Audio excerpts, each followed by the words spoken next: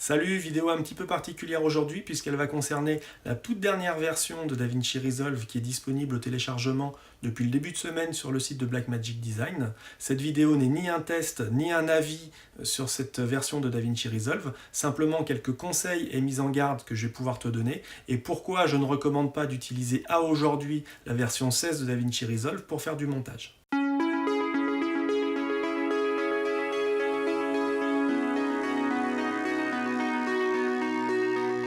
Alors Blackmagic Design l'avait annoncé il y a quelques semaines, une mise à jour majeure de DaVinci Resolve était sur le point de sortir. C'est chose faite depuis le début de semaine avec la version bêta publique 1 de DaVinci Resolve 16.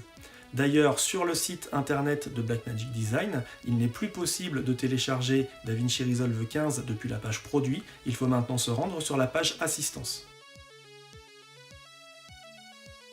La grosse nouveauté de cette mise à jour, c'est l'intégration d'un nouvel onglet dans le logiciel qui s'appelle Cut et qui est censé permettre aux utilisateurs de réaliser des montages beaucoup plus facilement et beaucoup plus rapidement que depuis l'onglet Montage.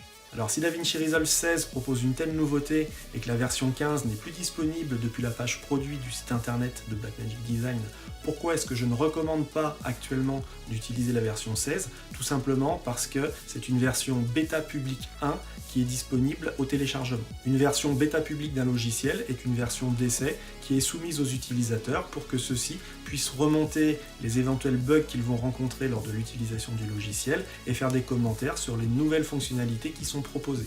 Ça veut dire que le logiciel est encore en phase de développement, qu'il peut évoluer, qu'il est très certainement truffé de bugs et surtout ce n'est pas une version stable du logiciel qui est proposée. D'ailleurs à la sortie de DaVinci Resolve 15 il y a moins d'un an, il y a 7 ou 8 versions bêta qui avaient vu le jour avant que la version stable ne soit proposée au téléchargement. C'est pourquoi il est à mon avis trop tôt au jour d'aujourd'hui pour utiliser DaVinci Resolve 16 autrement que pour faire du test et que je conseille de rester sur DaVinci Resolve 15 pour faire des montages vidéo. Si tu souhaites quand même utiliser DaVinci Resolve 16 dès maintenant, il est impératif qu'avant son installation, tu fasses à minima une sauvegarde de toutes tes bases de données et ça pour plusieurs raisons.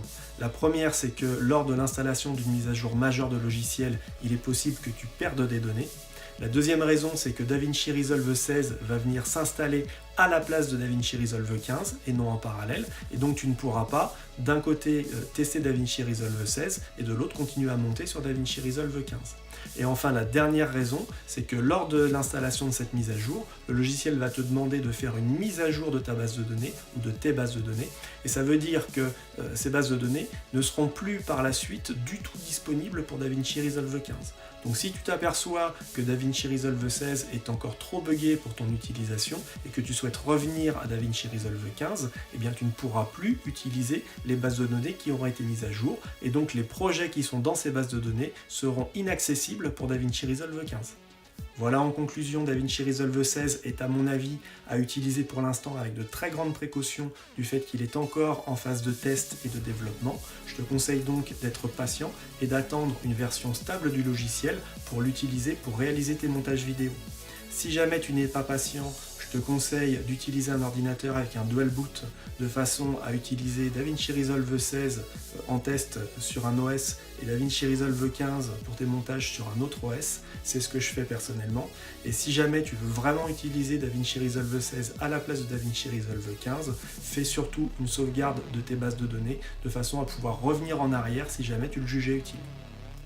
Voilà, c'est la fin de cette vidéo, j'espère qu'elle t'aura aidé à faire le bon choix quant à l'utilisation dans l'immédiat de DaVinci Resolve 16. Si c'est le cas, mets un petit pouce vers le haut, tu peux aussi t'abonner à la chaîne. Je te dis à très bientôt pour un nouveau tuto sur DaVinci Resolve. Salut!